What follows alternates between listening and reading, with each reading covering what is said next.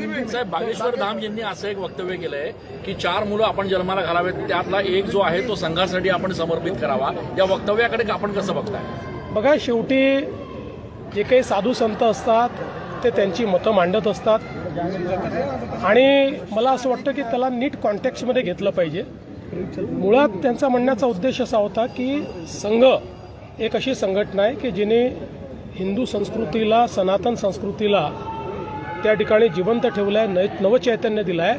त्यामुळे आपल्या घरचा एक मुलगा हा त्या संघामध्ये असावा. त्यांनी आणखी एक अशा प्रकारचं विधान केलेलं आहे बागेश्वर धाम यांनी की शिवाजी महाराजांनी रामदास स्वामींची भेट घेतली, ती पगडी काढून ठेवली, अशा प्रकारचं विधान केलंय. त्यामुळे टीका होती.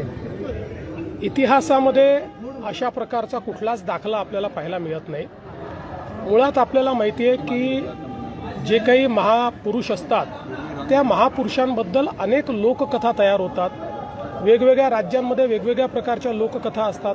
आपल्याला माहिती आहे रामायण आणि महाभारताच्या संदर्भातही अनेक लोककथा आहेत. त्या सगळ्याच इतिहासावर किंवा त्या ठिकाणी परिस्थितीवर अवलंबून अशा पद्धतीच्या त्या ठिकाणी तयार होत असतात किंवा झालेल्या आहेत.